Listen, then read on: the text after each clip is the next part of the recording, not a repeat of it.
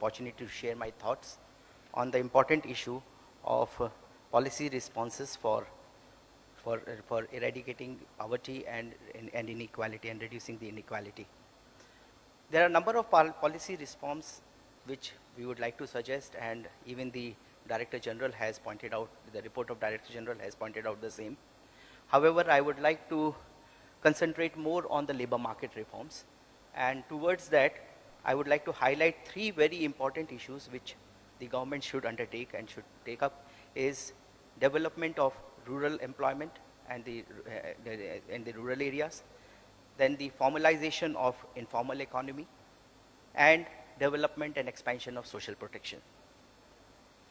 I'll just like to talk a bit more about the rural employment. As we all know, the economies in the Asia and Pacific are characterized by large rural sector, and even in India, 68% of population is rural and 48% of workforce is in agriculture. India has had a history of rural development program which are aimed at poverty alleviation, improving rural livelihood, and equitable and sustainable growth in rural areas. The public employment programs have been in vogue since 1990s, and millions have been drifted, and this has been a very successful program of the country. Millions have been lifted out of the abject poverty in the country. It has improved the bargaining powers of the workers, especially the migrant workers. It has reduced migration. It has led to upward pressure on the working conditions that are available to the workers.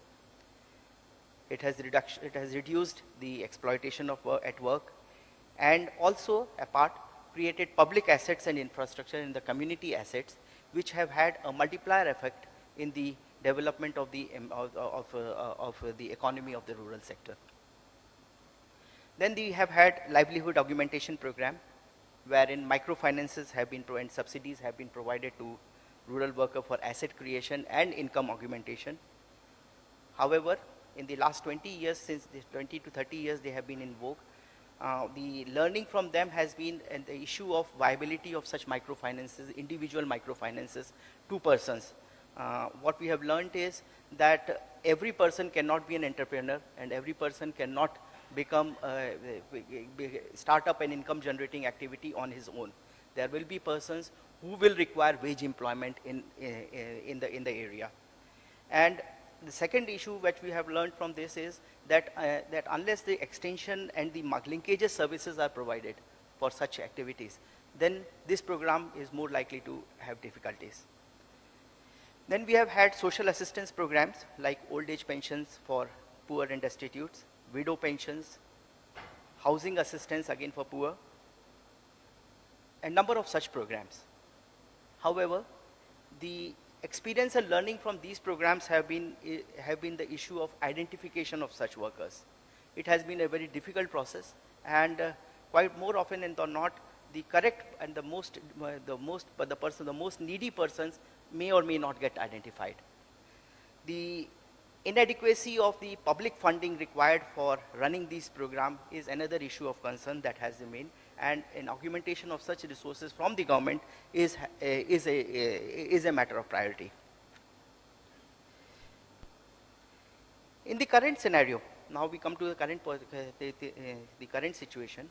In the current scenario, what we have seen is that there has been an increased penetration of mobile and internet services in rural areas in our country, and there has been a basic literacy amongst the rural youth on account of the right to education that has been initiated by the country about 10 years back. And this, we feel, needs to be harnessed to make the policy interventions in rural sector more targeted and more transparent and better.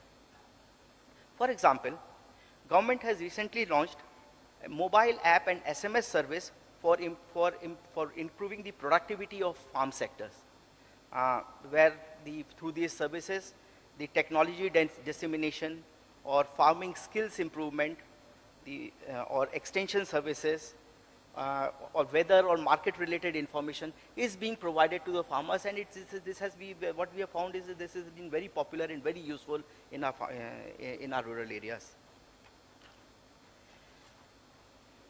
Through these ICT applications, we have strengthened the employment services program. About 10 years back, we have enacted a law for employment guarantee scheme, wherein we provide for any person who wants an employment in rural area, we provide a minimum 100-day employment in a year, that is guaranteed. And this program has been strengthened further, wherein we have converged it with the unique identification system which we have launched, which the country has launched. And the financial inclusion has been made through opening of their accounts and transferring of benefits into the banks of such workers. And registration of workers again has been done through IT platforms, through IVRS and through mobile services, and such things have been done. Similarly, a national rural livelihood mission have been launched, which promotes rural entrepreneurship. The person who can become an entrepreneur, he is nurtured, and he in turn, the government assists him to build skills in the rural sector, and he in turn provides the employment, the livelihood options within the rural area. There has been number of challenges in developing the rural employment and the rural sector. The informality in the rural sector is a major issue of concern. Small size of farm within the country is again a concern, wherein the technology intervention becomes more difficult in such cases. Although the right to education has been implemented and there is a basic literacy, but the quality of education we need to improve so that the skills of the persons in the rural sector can become better.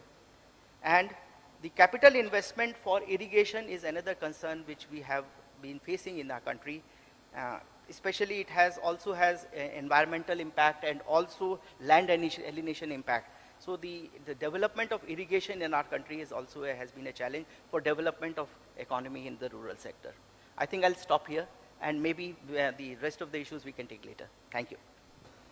These are fund-based and legislation-based social security systems and are mandatory for all persons having a wage below a ceiling. In respect of informal sector, this constitutes about 85 to 90% of the workforce. The social security is of a major concern for us also.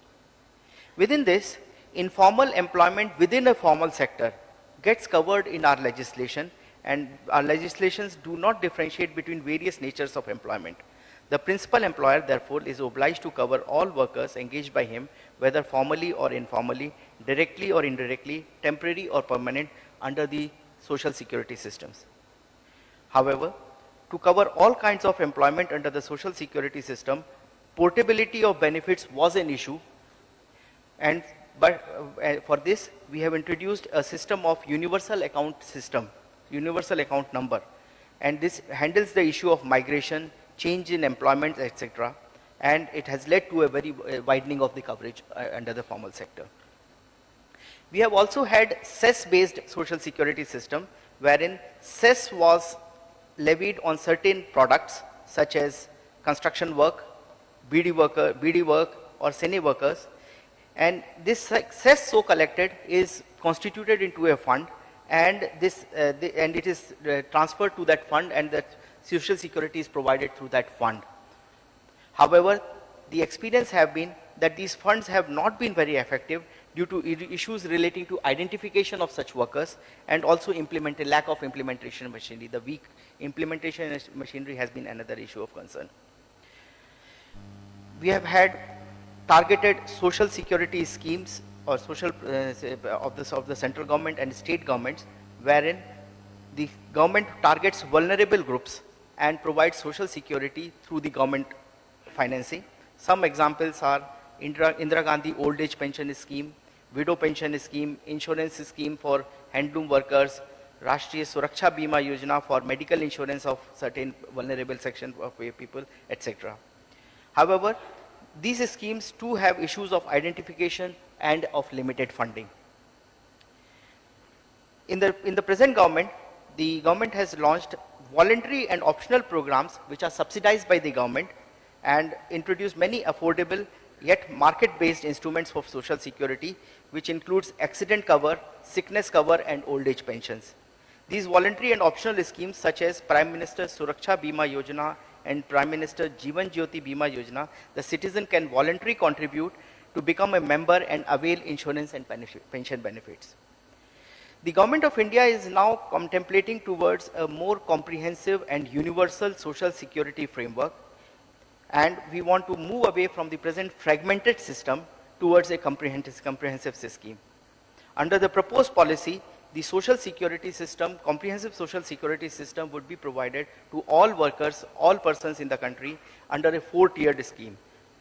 At the bottom, for the below poverty line persons who cannot afford to contribute, they will be covered under the social assistance program, and the social security will be funded through the government.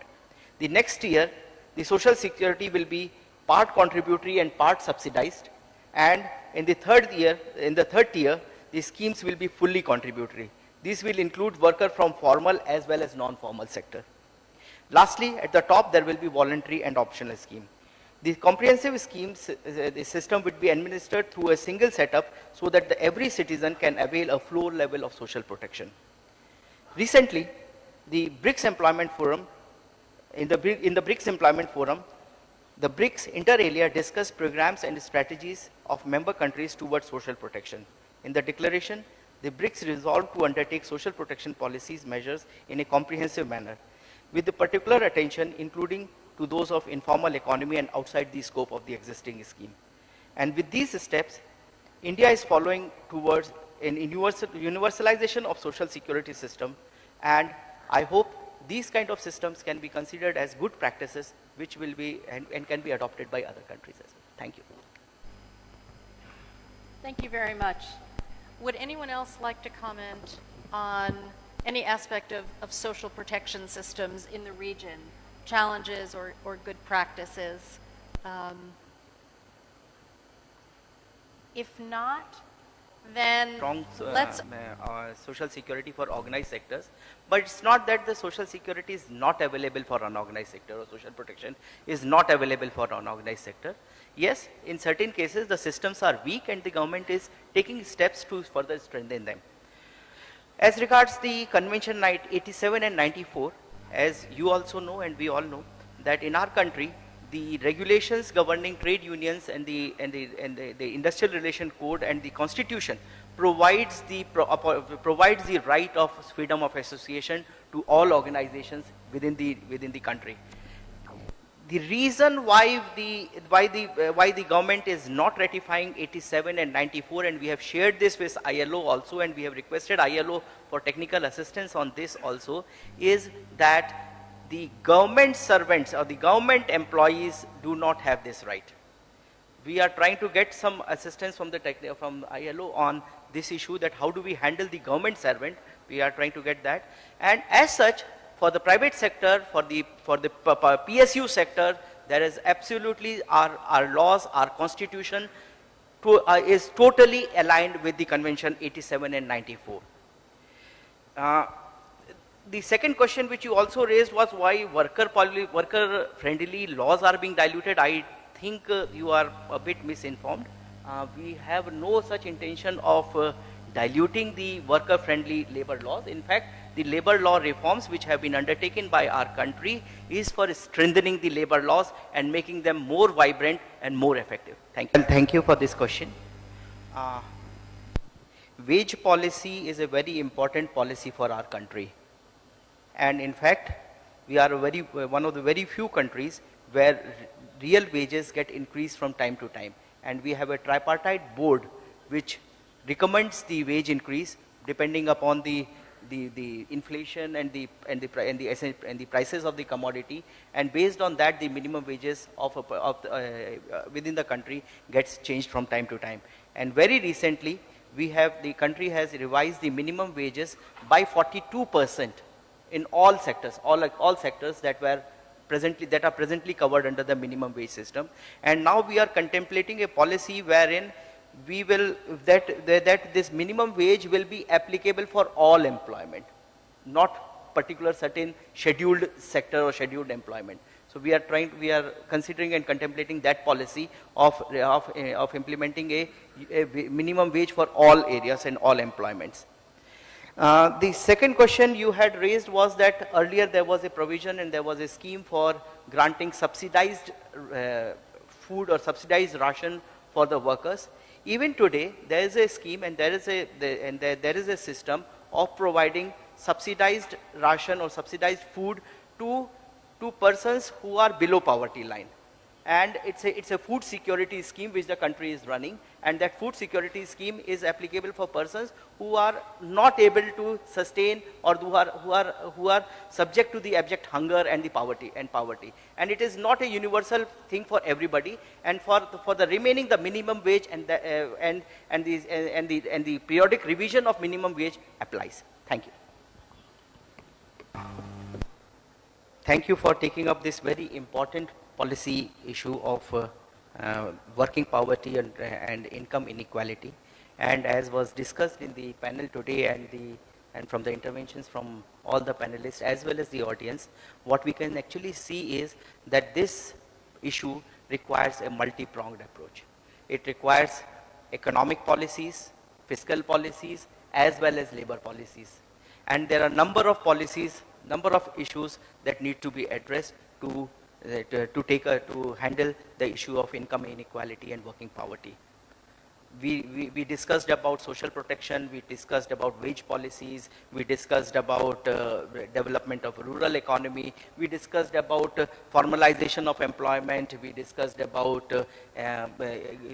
developing the small and micro enterprises, and so on and so forth. And all these responses have to go hand in hand for handling this subject. Thank you.